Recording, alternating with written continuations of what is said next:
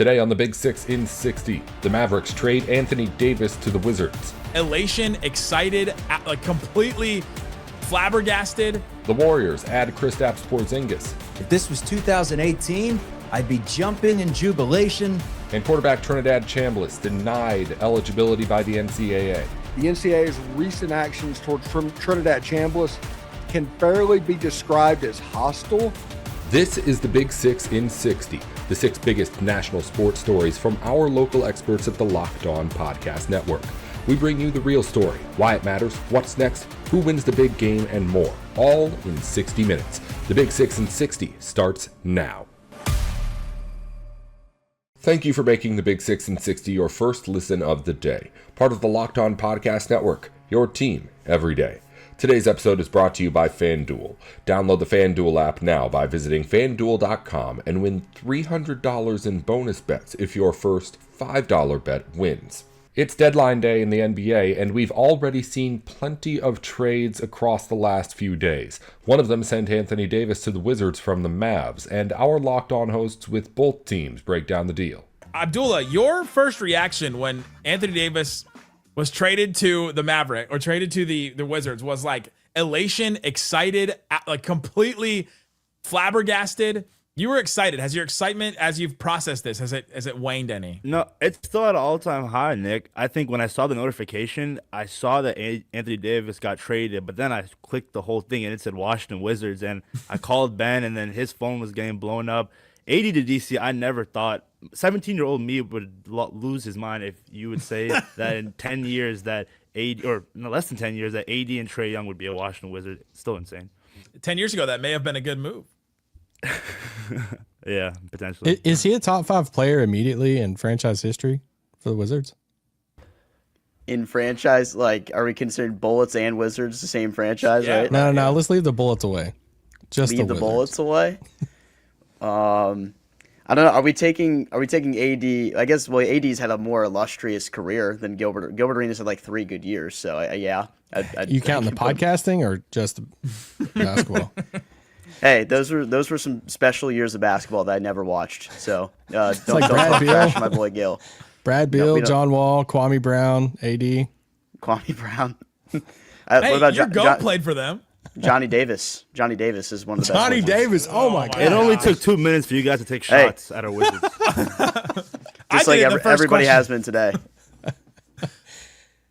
I want to say from your point, like, I thought I understand the move for Washington. Yeah, like, obviously I'm excited as a Mavs fan, but for Washington, like for you guys, even like the Wizards, like you're going for it. Like you finally, like, how do you guys feel that you've been kind of in this like purgatory land, and now you've made this like swing for not just AD but Trae Young too, to where like, yeah, the rest of the season is probably about your draft pick. But now going into next year, like, do you have like a renewed excitement going into like an off season, knowing it's like, hey, it's win now time? I needed this really bad, honestly, just because yesterday you're sitting in Capital One Arena, the team's playing the Knicks, so obviously that means the stadium is overrun with New York Knicks fans. They're doing the F Trae Young chant in our own stadium. Trae Young's not even playing, and they're chanting that because of. Was he there? Was he like on the bench? Oh yeah. He's been on the bench. He's been active and energized, wearing Alex Ovechkin jerseys, paying homage to the hockey team around. Yeah, he's got a great PR team. I'll tell you that. He's done everything to make people in this city really like what he's done so far, and he hasn't even stepped on the basketball court. Well, Everybody in that city? And the Wizards were his choice. Like, he wanted to go to the Wizards. That was the team he specifically picked out. Hey, on Instagram he said preferred destination. So, yeah. But no, like this is definitely an energy that was needed, I think, for this fan base, because I said it last night. These are going to be a really long final 2 months of the season. We put out a G League lineup against Sacramento the other night. That game stunk as a whole firsthand. Like, it was a bad game the entirety. And I'm texting you, Nick. I'm like, there's just no way the Wizards can't lose this game. They're trying so hard to lose, and Sacramento will not lose this game. They refuse to win it. And then the Wizards go all out. Brian Keefe, masterclass. You put out a lineup of 5 players who I don't think any of them at this point in their career can create their own shot and score. And 3 of them had played in the G League game the day before for the final 16 minutes of the game. And they still won. And then you get blown out at home by the Knicks. That's fine. Like, you needed to lose the game. It was bad defense by the guys. This is going to be a long final 2 months of the season as we get to this race to the bottom here to try to get a lottery pick going forward. But this is an energy that the fan base needed, because 3 years of intentionally losing, it does a lot to a fan base that's already eroded from being mid for so many years.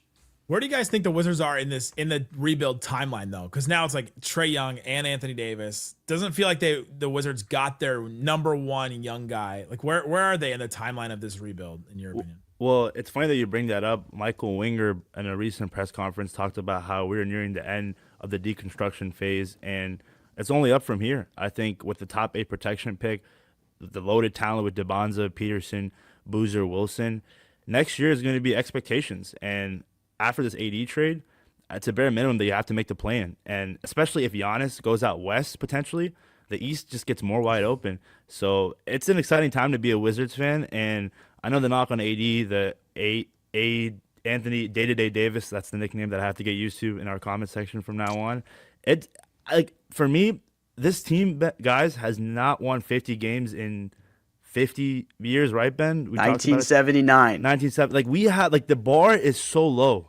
It's really low. And it's just excitement. It's going to be really fun. And on top, 500 record would get them actually close to, like, the best they've been in 50 years. Like, being 500 is considered, like, elite for Washington Wizards basketball. But AB touched it perfectly. Winger said in that press conference as well, we don't want to be mediocre. It's easy to be mediocre. We aspire to be bigger and better than that. So I'm treading a little bit lightly in terms of, like, how good I think they can be next year. Health would be very important, but let's say you land the 3rd pick and you take Boozer. If you have AD for at least the next year or so on this team, you have him play behind him maybe at times. And if AD is hurt, then obviously Boozer is going to get his opportunity. And Anthony Davis probably will get hurt. Like, it's not likely that he plays. It's not likely he plays over 50 games. If you can get him to play 50, I think you're in an ideal scenario. But it's kind of wishful thinking, isn't it? You could tell us more about that, though. We were hoping for 60 at the beginning of the season, so I'll tell you this stat. You might not know this, but he never played more than 5 games in a row for Dallas. Hopefully he gets the 6 for you guys. One of the things when you're talking about Winger and, kind of wanting to move out of that deconstruction phase, one of the things for me is, like, important is, like, the directions that teams go. And I feel like sometimes teams just are directionless. And that's where I was scared that Dallas was going to be going in this land of, like, hey, you're not really going, like, south to rebuild and get flexibility and everything, or you're not going, like, you're not healthy enough to be up here. It feels like you guys are shifting to a new direction. One of the things with AD that was about this whole situation was this extension. So for him and Trae Young, are y'all, like, comfortable with paying these guys, like, an extension coming up? I mean, I'm not going to roast you or anything, like, if you say you are. I just think this is a natural thing. Like, Rich Paul is, like, has been very open that they want an extension for Anthony Davis. Are y'all cool with that and Trae Young? I've been, like, on the fence about the Trae Young thing, because initially when the trade was made, you have the $49 million player option. You go, okay, you're committing to 1 year of that, pretty low risk. But there could be benefits to extending Trae Young in the situation. I don't know what type of money he's going to command. Are you paying him $50 million? But what is AB or AD? I keep making this mistake right now with AB. But what is Anthony Davis going to make? $58 million next year? Is that right? I don't even have the numbers up in front of me. Around that, yeah. So if you're looking at extending him, then where? Like, I don't know if I'm in favor of an extension for Anthony Davis right now, because in terms of, like, what you're trying to build, and you still don't know who you're drafting at this point. Maybe this summer, if they land Darren Peterson in this draft, which they obviously won't, because the Wizards will never win the lottery ever. Hey, don't speak that, we Ben. said that about the Mavs. The Mavs had never moved up in the lottery ever, and last year they did. Maybe that was by design. Oh, so maybe because we traded away Marvin Bagley, that means we'll be rewarded with the first pick. You took on from both Atlanta and the Mavericks. You took on contracts and players that the other teams didn't want, and so maybe the NBA is gonna, they're like, all right, you guys did us a solid. They're doing something behind the scenes for us. But no, I'm probably out on the extension right now. But I think it's gonna depend for me what happens with the draft. Yeah, I'm kind of the same with what Ben just said. More leaning towards an extension for Trey because a pure point guard on this roster could do wonders for Keyshawn and Alex Starr. AD, I don't know. Yeah, again, the health issues, it's going to be a concern for as much as we talk about him. And I think coming up, Darren Peterson, very, very talented. I think he has shades of Anthony Edwards. The way he took over that game against BYU was just amazing. But again, this is excitement because we haven't felt it in so long. We haven't made the playoffs since 2020, if I'm not mistaken. So next season, expectations are going to be a lot different.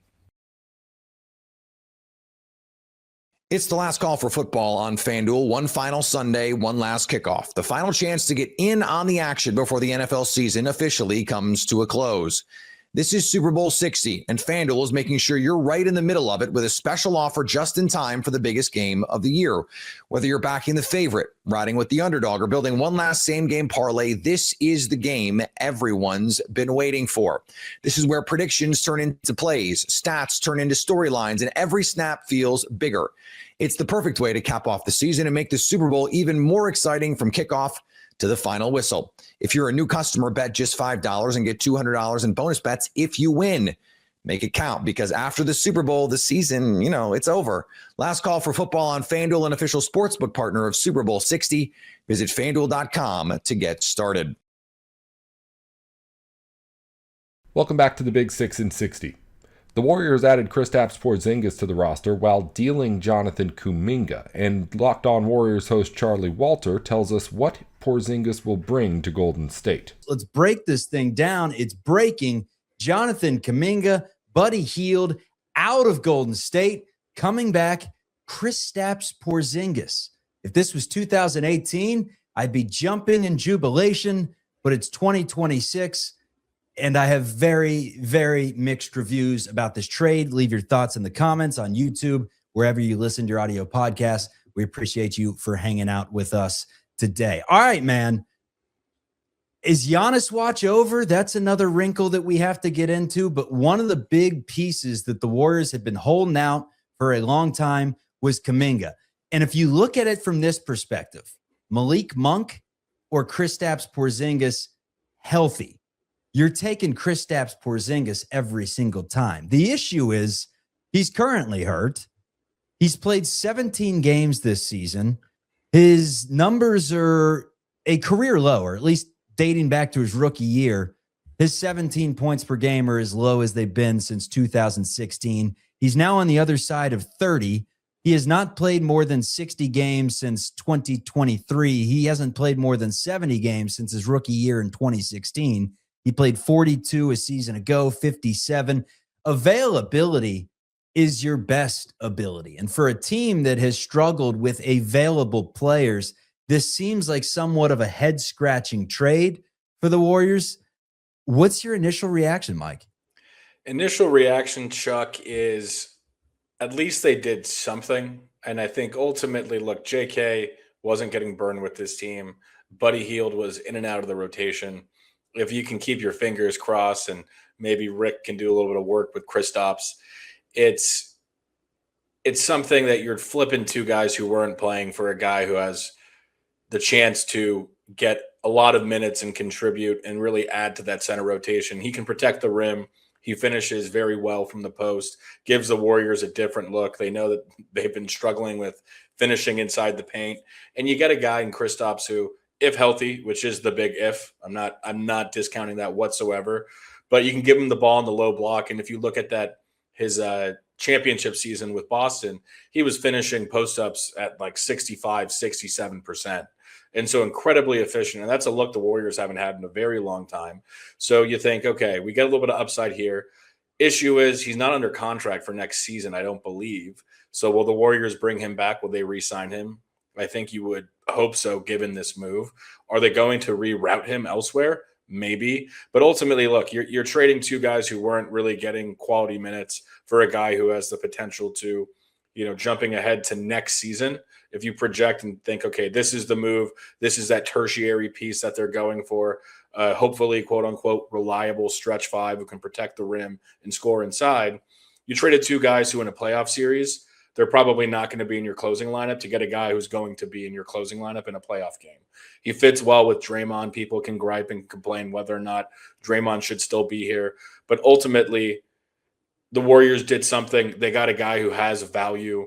They kind of closed the chapter on the Kuminga saga, which, for some people in Dub Nation, they will still They're have now Atlanta Hawks fans. Yeah, they're now Atlanta Hawks fans. Some people might, bring the pitchforks out to one Warriors way. But ultimately, look, you shipped out two guys who weren't going to play and weren't playing in consistent form by any means for a guy who has the potential to be a starting center for you and to give you maybe 20 points a game, knock down some shots. So, it's something I think we can debate whether or not the process by which the Warriors got to this point was the most efficient and the most judicious, using Steph's end of his career. But if you think about this projecting to next season, if they hope to get Jimmy back at 90% of what he was this year, then the roster looks better than it did prior to this move. So I think it's something that you think, okay, we didn't trade out draft capital. Giannis probably isn't going to be moved. Are they going to try and make a swing for him this offseason? Who knows, right? So, that's kind of my initial take, is at least they did something.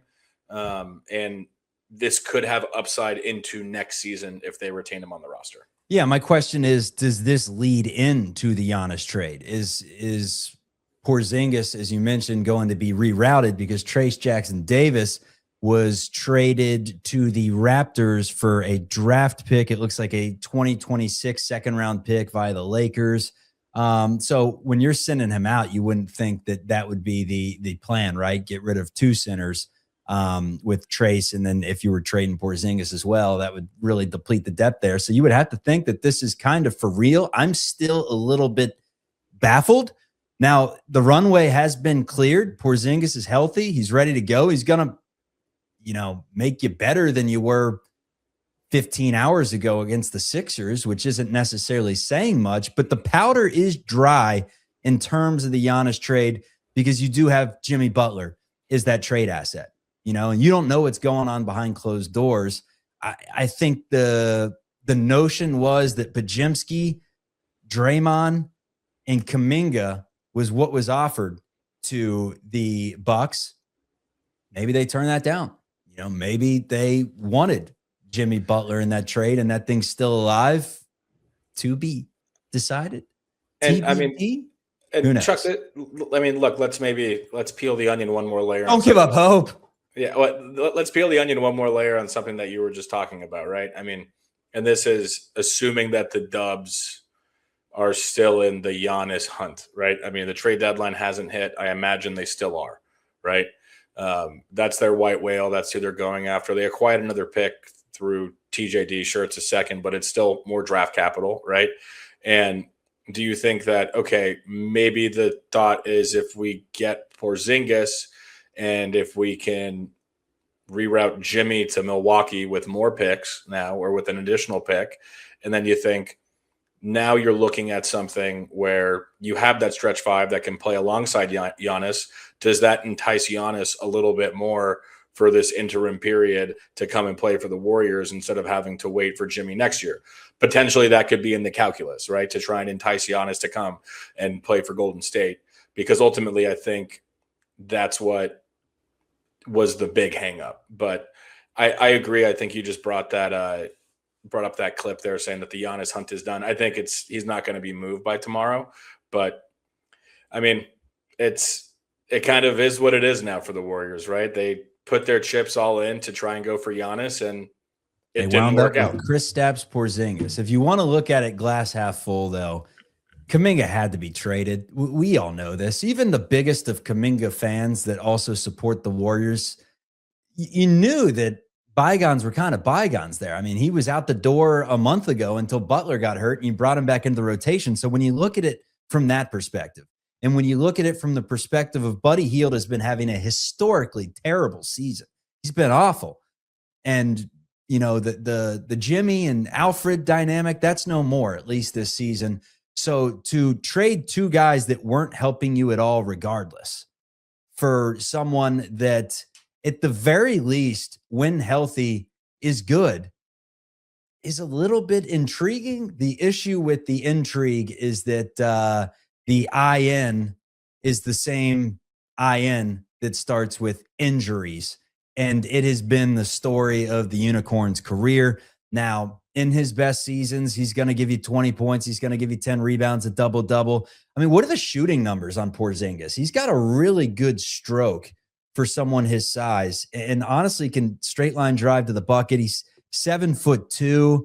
He, let's see, shooting numbers over the course of his career from three are at 36%.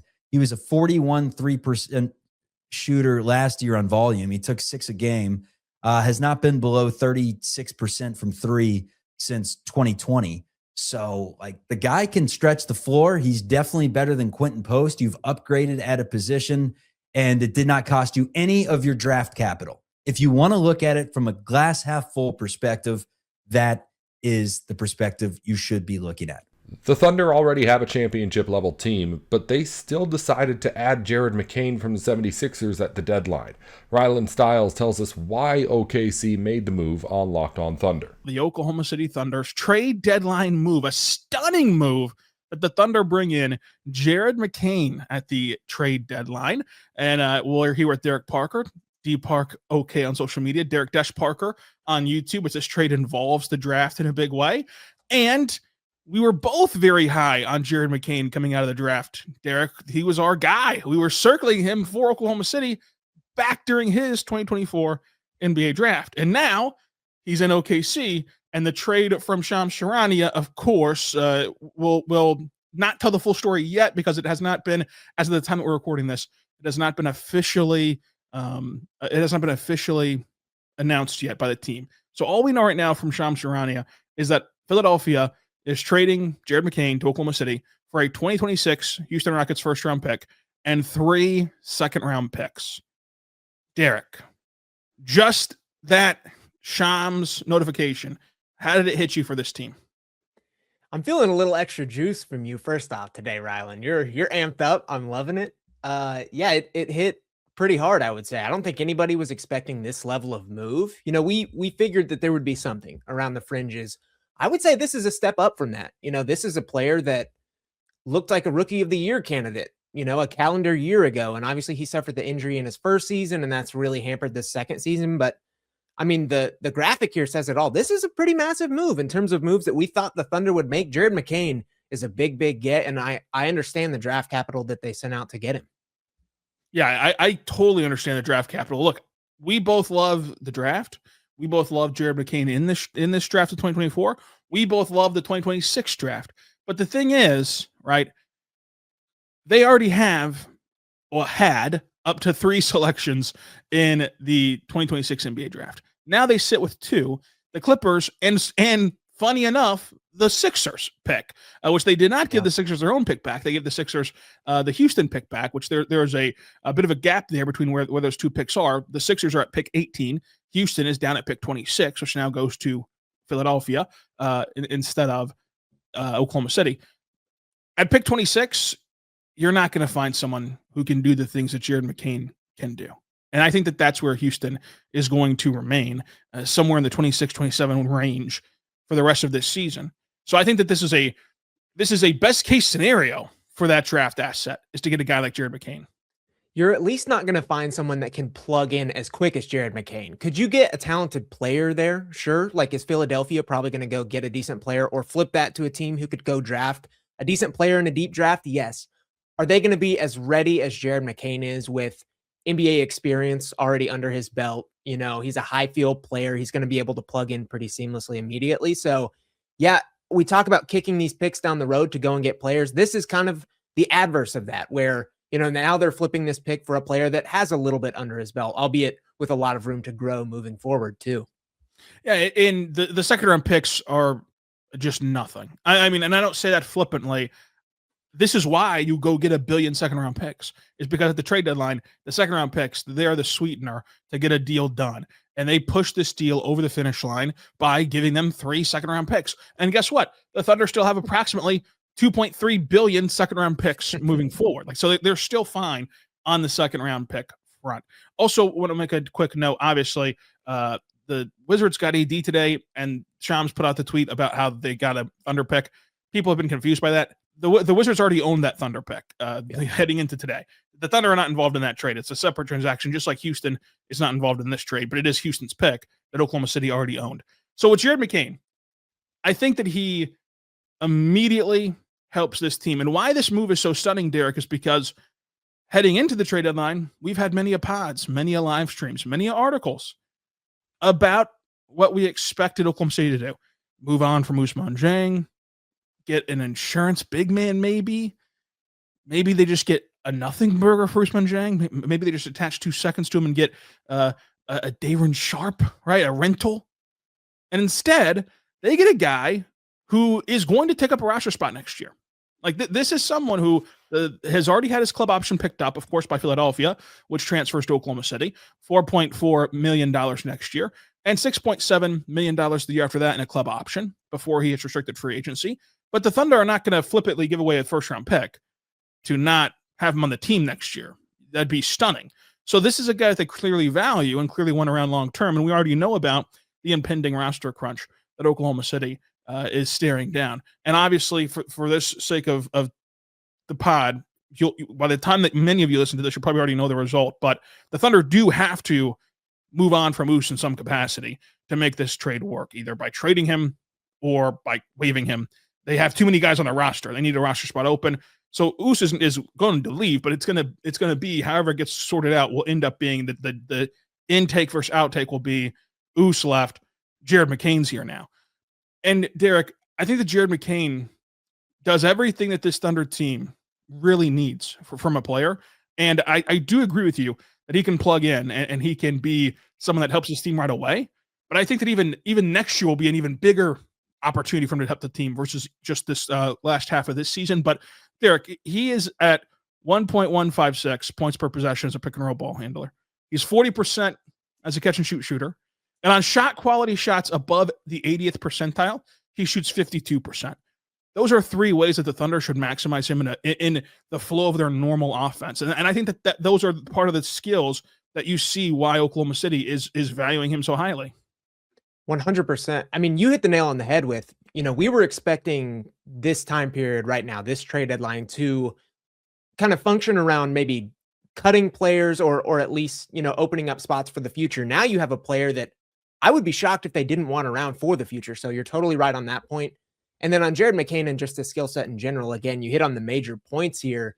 He's a player that is so pluggable on offense. He has one of the quickest, more replicable 3-point shots I've seen in the time that I've done the draft process.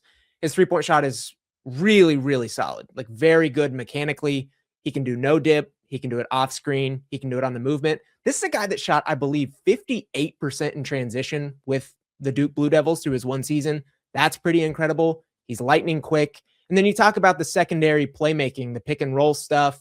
Not a lot of creation given his limited athleticism, but certainly a player that you could look to when you get past the Shea minutes, past AJ minutes that, could do these different actions with Isaiah Hartenstein. He's going to be a real weapon for Isaiah Hartenstein, Jay Will, these type of players. So yeah, totally agree. He is such a seamless fit immediately and for the future with this Thunder team. Yeah, I really buy. So, we've like texted about this move before we hopped on here. I agree with you that like he's not some dynamite shot creator, but I do buy that the upside as a shot creator off the dribble, especially like looking at how he can get to a 3-pointer off the dribble. I buy that long term, maybe not this season, but long term for Jared McCain. And I think that this Thunder team is going to be a great landing spot for him. But whenever I look at this move, I do value this as a playoff changing move for Oklahoma City. It's the last call for football on FanDuel. One final Sunday, one last kickoff. The final chance to get in on the action before the NFL season officially comes to a close. This is Super Bowl 60, and FanDuel is making sure you're right in the middle of it with a special offer just in time for the biggest game of the year. Whether you're backing the favorite, riding with the underdog, or building one last same-game parlay, this is the game everyone's been waiting for. This is where predictions turn into plays, stats turn into storylines, and every snap feels bigger. It's the perfect way to cap off the season and make the Super Bowl even more exciting from kickoff to the final whistle. If you're a new customer, bet just $5 and get $200 in bonus bets if you win. Make it count, because after the Super Bowl, the season, it's over. Last call for football on FanDuel, an official sportsbook partner of Super Bowl 60. Visit FanDuel.com to get started. Welcome back to the Big 6 and 60. The Seahawks and Patriots played this weekend in Super Bowl 60, and our Locked On hosts with both teams got together to preview the matchup in a crossover show. Here's Nick Cattles and Corbin Smith. One game left. It is bananas, Corbin, that both of these teams got here. If you go back to the beginning of the year, the odds that the Seahawks would make it, the odds that the Patriots would make it, let alone both teams making this game on Sunday, is truly a gigantic story within itself. But I've got to ask you, what is the biggest story this week in Seattle? Yeah, look, it's all about Sam Darnold and the incredible renaissance that he's had with his career in Minnesota last year. But still, there was a lot of doubters because of the way the year ended, like the horrible game against the Lions in the season finale that cost Minnesota a division title. And then the next week, the Rams sacked him 9 times. They ramsacked him. And it was just an ugly performance. There was a lot of people out there wondering, like, was this feel-good story really a facade? And Seattle made the decision that it wasn't. And it's crazy. They were very close to bringing back Geno Smith. They wanted to bring back Geno Smith. And at the time, I thought that was the move to make. And look, I still think Geno Smith and this offense would have been a lot of fun to watch. I think that Clint Kubiak would have had success with him. I don't know if he had this kind of success that Sam Darnold has had, but Darnold has been the storyline because not only has he delivered, he had one of the best games in NFL history by a quarterback in the playoffs in the NFC title game. Over 330 passing yards, 3 touchdowns, almost a 70% completion rate, and most importantly, no turnovers. He's really been pretty good at taking care of the football, aside from a 4 or 5 game stretch in the regular season where he had some issues on that front. But he really is storyline 1A and 1B, just because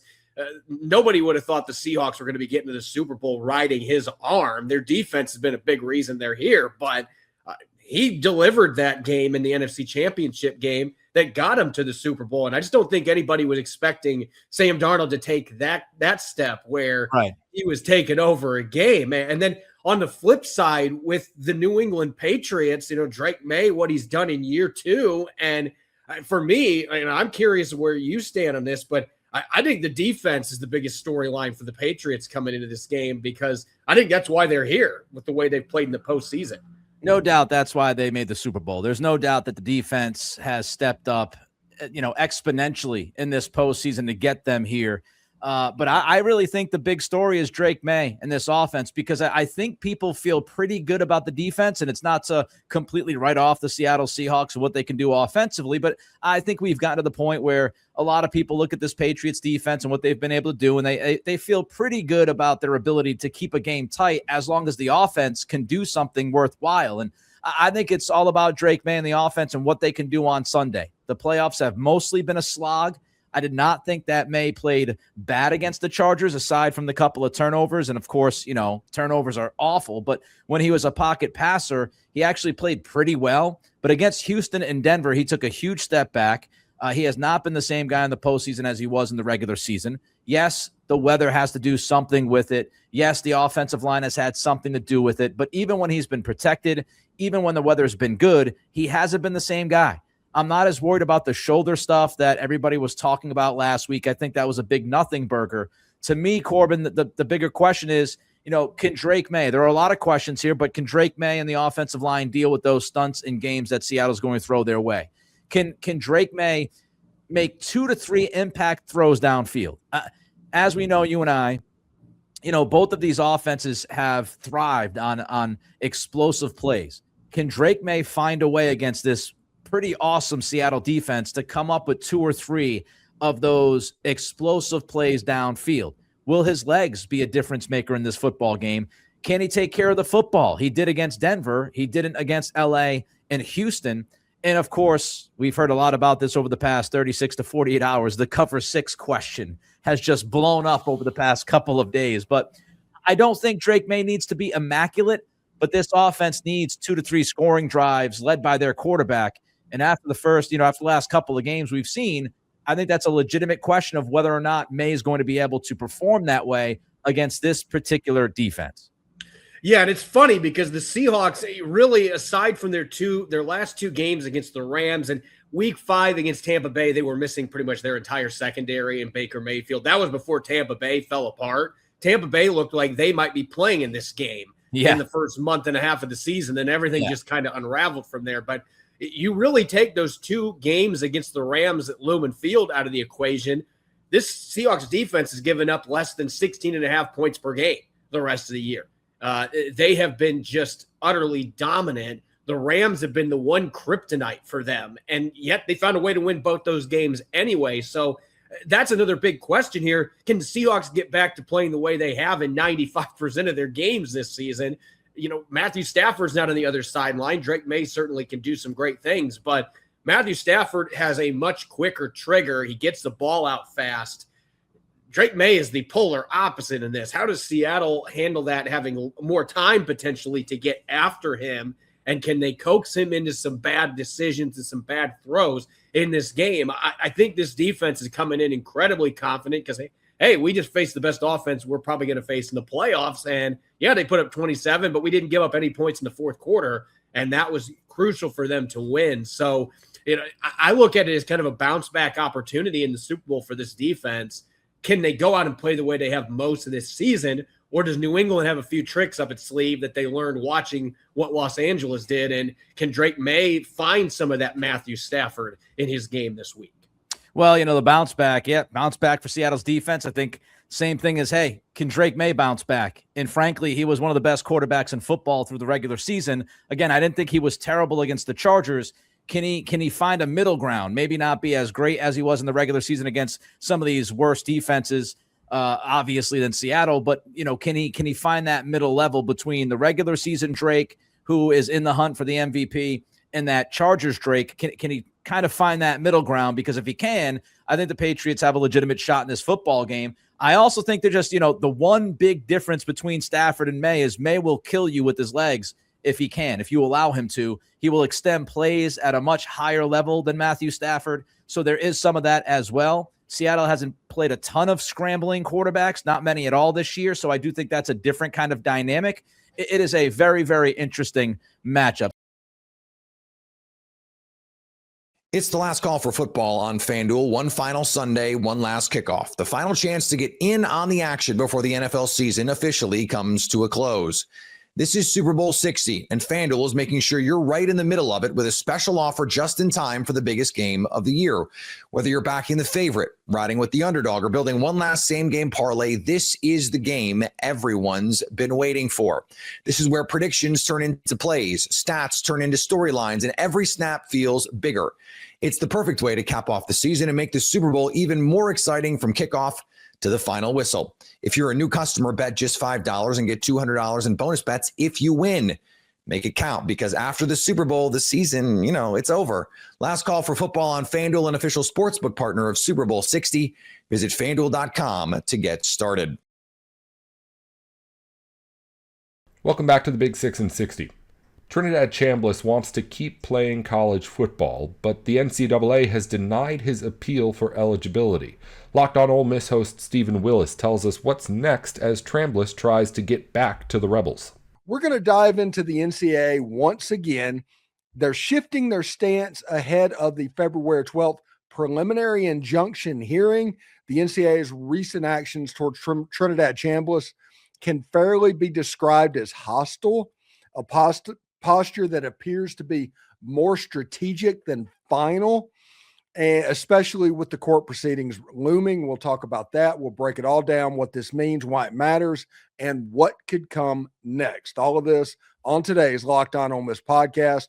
Remember, we're free and available on all the podcast apps and on YouTube, and a special hello to the insiders and everydayers who make the show what it is, and that is your team every single day. Today's episode is brought to you by Gametime. Download the Gametime app, create an account, and use the code LOCKEDON for $20 off your first purchase. Now, so Trinidad Chambliss's NCAA waiver appeal meeting was supposed to happen yesterday. And about 2:00 in the afternoon, Pete Thamel put out a tweet releasing the documents of the NCAA's rebuttal to the lawsuit for the hearing that is going to happen on February 12th. And it is unsurprisingly weird, but the one thing that got my attention is the fact that the NCAA completely changed their story over the course since the last time they talked. If you remember, when they denied the waiver, which was a couple of weeks ago, they said that Ole Miss and Ferris State and nobody has replied with any sort of records that was asked for. Nothing. They got absolutely zilch. Remember, Ferris State, they're not helping. Ferris State is not playing ball. And it's not so much the bureaucracy that we talked about yesterday to where the left hand's not telling the right hand what they're doing, kind of with Division II and Division I. This was the NCAA saying that nobody is for this at all. Trinidad Chambliss is obviously just trying to get a 37th year of eligibility, and there's no chance of what's going on. Immediately after they said that, Tom Mars, who has all of the documents because he's an intelligent lawyer as well, posted on Twitter actually notes saying that, hey, we believe in this. And coaches saying, yes, he was injured and deserves another year. Yes, he had this going on. All of this happened in the legal proceedings that counteracted what was said by the NCAA earlier. Then on, I guess it was last Tuesday or something like that, sometime around that period. If my date's wrong, I apologize for that. Ole Miss went ahead and filed the lawsuit in the Chancery Court Circuit of North Mississippi. The hearing is going to take place in Pittsboro, Mississippi. Look that up if you haven't, because it's a town of about 275 people. I hate to know the rich person that got them to build a courthouse in that town, but I digress. The hearing is going to be there in Pittsboro, Mississippi. The NCAA replied to that hearing basically saying, hey, we have this. We got 91 pages of contemporaneous medical knowledge. What they said they did not happen just week before. They talked about not having it, and that was their justification for originally denying it. Now they're saying they have it, but they don't agree with Dr. Howard, the doctor involved in the case, in what he said about the patient. They went on to talk about what they think the notes are supposed to mean and not going by what the actual doctor said was going on during that. This is going to be a case when the hearing happens. It's going to be an absolute field day for everybody involved on Trinidad's side. One thing that's interesting, I asked the question to basically anybody that would listen, what is your expectation for today? And did today go like you thought it would? I asked it to multiple people, and they came back and said the NCAA is a huge bureaucracy, just like we talked about yesterday. This is big government at the worst. That is what the NCAA is right now. So what they expect to happen, okay, let's break this into two things. What they expect to happen is the NCAA to continue kicking the can down the road until the hearing on February 12th. On that hearing, whenever Trinidad Chambliss is granted the extra year of eligibility, just like Joey Aguilar, just like the basketball player at Alabama, when that happens, the NCAA will be in a position to approve the waiver after that, so they don't have to deal with the stain of having an L in the courtroom. That is my opinion as far as how they're going to go. But they do think it's going to go to the hearing of just kicking the can down the road. As far as today goes, they said that it kind of went the way that they expected it. And the NCAA desperately trying to get Congress involved. You can see why they're kicking the ball down the road, kicking the can down the road. And they're trying to have 3 high priority cases back to back to back so they can get the attention of certain politicians to present stuff like this from happening again. The NCAA is completely toothless. They are. There's not a lot that they can do in enforcement. There's not a lot that they can do in eligibility. There's not a lot that they can do at all, but they still exist. Mainly because nobody wants to take the responsibility of governing all these schools. But right now, they find themselves in a pretty precarious situation where if they do not get help, like major antitrust help, which is never coming, by the way, if they do not get that, they are going to fail because they have become so toothless that any accusation you make at anybody immediately ends up in court. And it's going to be filed in these state courts, not the federal courts, to where you're doing all. And that's what the NCAA would want, is the federal courts. No, it's going to be in state courts because the NCAA is not incorporated anywhere. They're not incorporated in Delaware, Indiana, any of those states. It's not incorporated. And because of that, they are residents of every state that they have a member institution in, which means they are members of all 50 states, which puts them on the hook to be sued in any particular state with what's going on. And that is the legal loophole kind of right now that is happening. All of this is extremely good news for Ole Miss. It shows with the NCAA changing their story yet again on this. They have a loser on their hands. They're going to try and fight. They're going to do the performative BS. They're going to try to make it happen.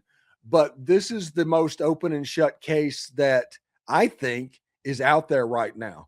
I think there's justification for not granting Joey Aguilar. I think there's justification for the basketball player at Alabama not to make it. I don't know if there's any justification for Trinidad Chambliss. Let's remember about this.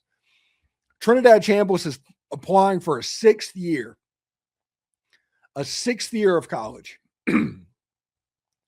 And he's not going after year 9, year 8, all of these that the NCAA are just granting to people and throwing out like candy at the moment.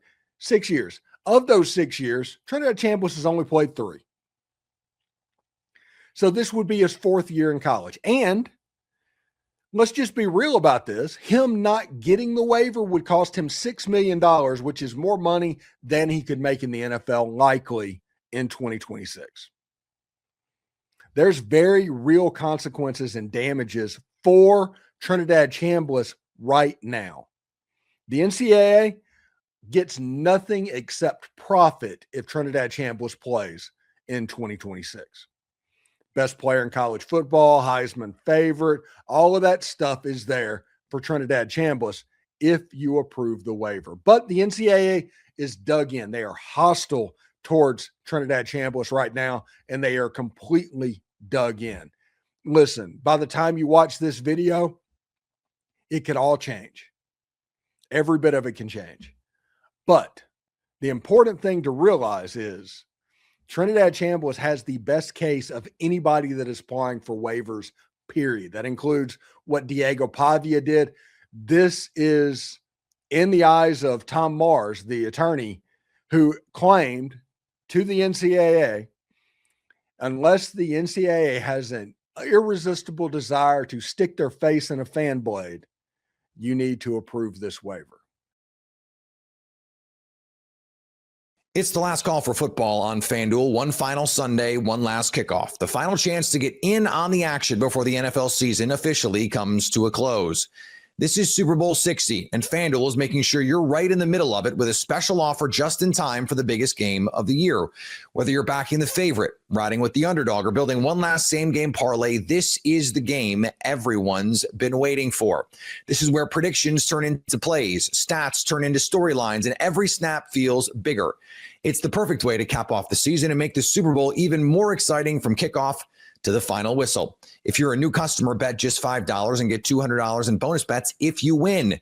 Make it count, because after the Super Bowl, the season, it's over. Last call for football on FanDuel, an official sportsbook partner of Super Bowl 60. Visit FanDuel.com to get started. Welcome back to the Big 6 and 60.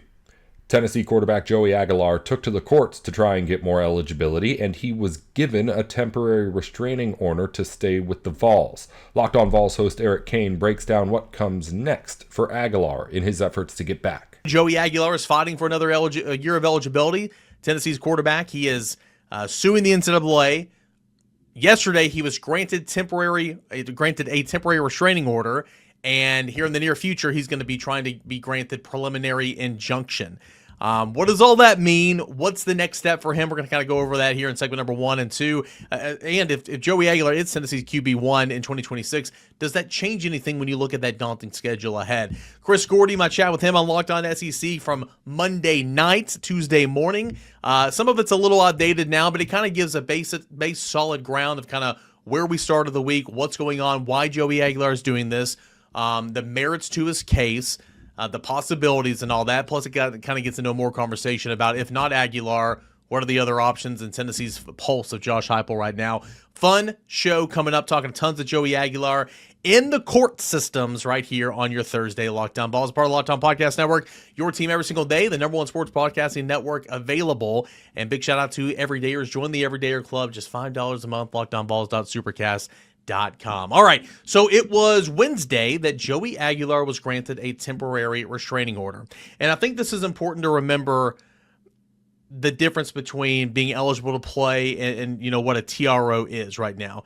You look at Charles Bediako from Alabama right now, the basketball player. He is currently playing on a TRO, but a TRO is anything but final. It is a temporary restraining order between player and the NCAA, meaning the NCAA cannot do anything to disqualify, to hold Alabama in a lesser regard, stuff like that. Like, they can't do anything or they will be in violation of the courts, and you obviously don't want to do that.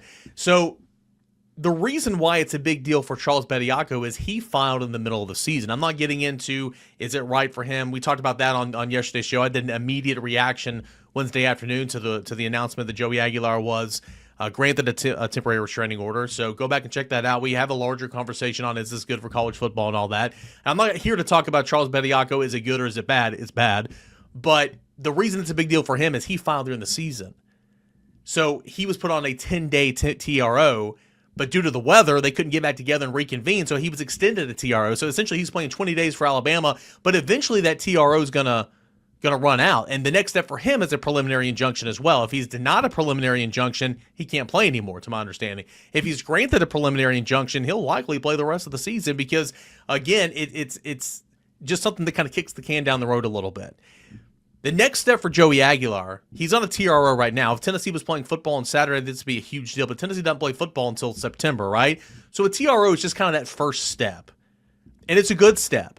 Does it mean Joey Aguilar is going to be Tennessee's quarterback in 2026? No, it doesn't, but again, it's a good first step. The next step is that preliminary injunction hearing. It's coming up in the near future. If it's granted, that's great. That doesn't mean for sure that he's going to be Tennessee's quarterback, because we have to see what the NCAA is going to do. How hard would the NCAA push back on that? How hard would the NCAA be fighting Joey Aguilar at the Knox County level? I don't know. We'll see.